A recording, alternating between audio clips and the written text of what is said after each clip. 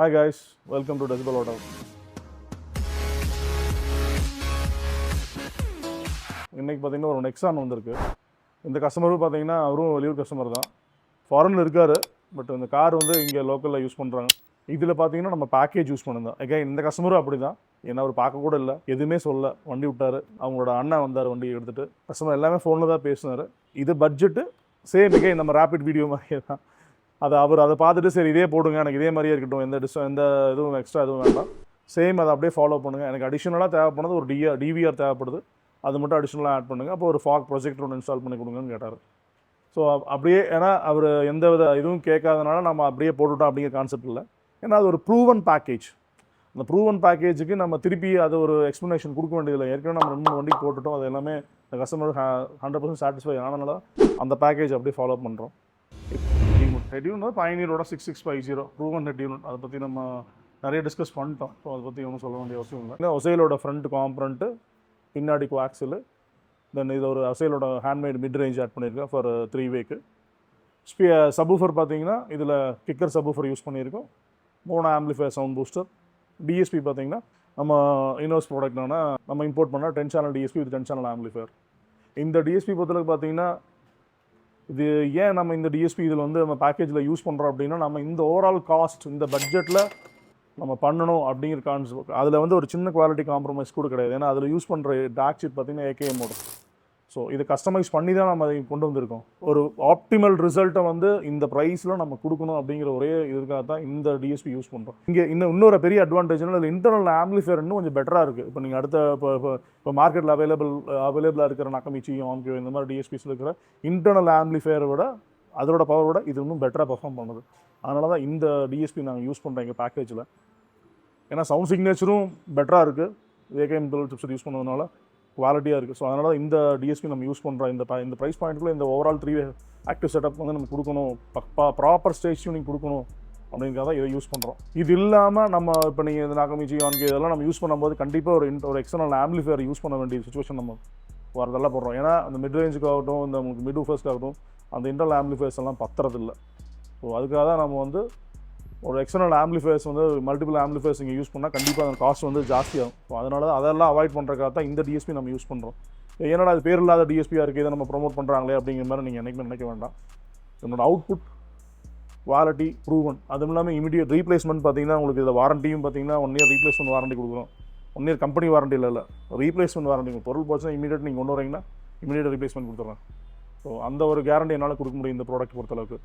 So அதுக்காக இந்த package use பண்ணுறோம். அந்த கஸ்டமரும் 100% ஹாப்பி. டெமோவும் போட்டிருக்கோம், நீங்கள் பார்த்தாலே உங்களுக்கு தெரியும். அந்த ரேப்பிட் வீடியோக்கும் இதுக்கும் பார்த்தீங்கன்னா ரொம்ப பெரிய டிஃப்ரென்ஸாக இருக்குது. அதே சேம் குவாலிட்டி இதுலேயும் மெயின்டைன் ஆகிருக்கும். அடிஷ்னலாக அந்த ப்ரொஜெக்டர் ஹெட்லாம்பும் போட்டிருக்கோம். அசூமோட ப்ரொஜெக்டர் ஹெட்லாம்பு போட்டோம். Good, quite happy. கஸ்டமரும் அந்த லைட்டோட பர்ஃபார்மன்ஸ் ரொம்ப சூப்பராக இருக்குன்னு. ஆனால் அசூம் பற்றி நம்ம எதுவும் சொல்ல வேண்டியதில்லை, இட்ஸ் ஆல்ரெடி ப்ரூவன் ப்ராடக்ட்.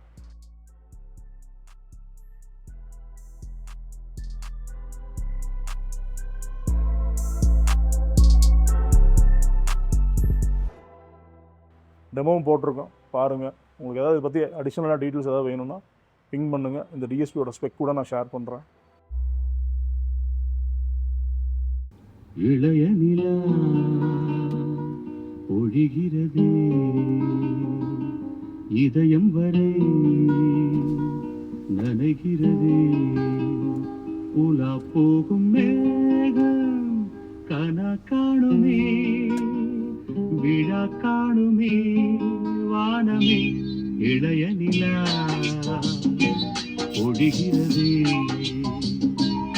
இதயம் வரை நனைகிறதே உலா போகும் மேகம் கனா காணுமே விழா காணுமே வானமே இளைய நிலா ஒழிகிறதே.